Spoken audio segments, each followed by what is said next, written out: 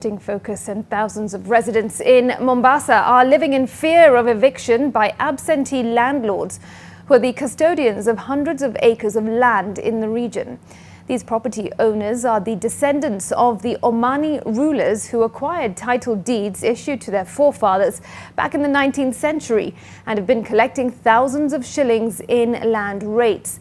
According to the Ministry of Lands, freehold titles cannot be transferred or owned by foreigners, but can only acquire land through the leaseholds arrangements for up to 99 years. Kevin Mutai now reports from Mombasa. A picturesque view of Mombasa's central business district, a display of old structures, some whose construction dates back in the 19th century. According to Mombasa's former mayor Rajab Sumba, who was elected into office between 1974 and 1982, the title deed of the land was issued to the leadership of Omani settlers led by the Sultan of Zanzibar and was given to Sheikh Salim bin Khalfan, as he was the then governor of Mombasa and the custodian of the land. Yeye alipewa title deed ile on behalf of the public, kwa niaba ya wakazi wa Mombasa. The households here sit on the land owned by the pre-colonial settlers whose descendants currently live in Oman but inherited hundreds of acres of land along the coastal strip from their forefathers. Some of the locals claim that the land was allegedly transferred to a new entity owned by the descendants who have so far subdivided the land. Matatizo yalitokea kwa wajukuu wa Salim bin Khalfan na Sara Ali na Saif bin Salim. Walibadilisha title deed mwaka wa 2016. They went and colluded with some lawyers and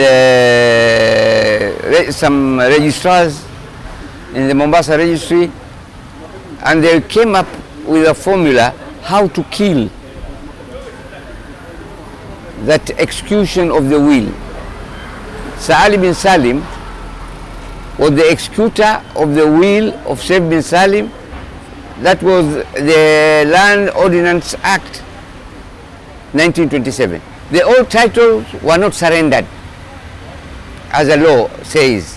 These are the absentee landlords who locals accuse of collecting exorbitant land rates, forcing the vulnerable to surrender their homes for failing to pay. They claim some might even be evicted to pave way for private developers who are ready to buy the land at current market price for the construction of tall buildings within the island setting. In 2019, the National Lands Commission intervened, seeking to resolve the impasse surrounding payment of land rates, but talks collapsed, leaving locals in limbo. Some of the areas affected include Mwembekuku, Majengo, Maweni, Ziwani, and other plots within Old Town. They came up with new rents without public participation, without it is as if it is their own government.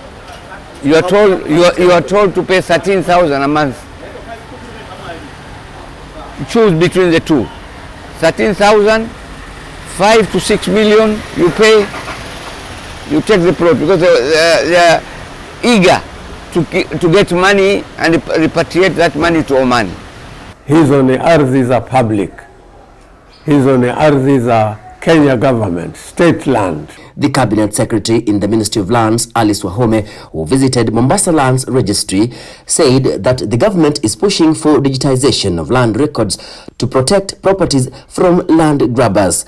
CS Wahome said the registry contains over 49,000 records and a proper infrastructure will be put in place to safeguard the crucial documents from fraudsters. I must remind all registrars wherever they are, our land officers wherever they are, that freehold titles under the Constitution, Article 65, cannot be transferred or owned by foreigners. I'm not specifying any group, but you have to be a Kenyan to hold a freehold title.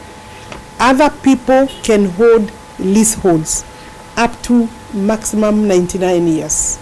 The CS says her ministry requires 10 billion shillings for land adjudication and location of genuine squatters in the coast region. She has sounded a warning to land officials at the registry from engaging in malpractices, saying action will be taken against anyone found culpable of illegalities, including summary dismissal and subsequent prosecution.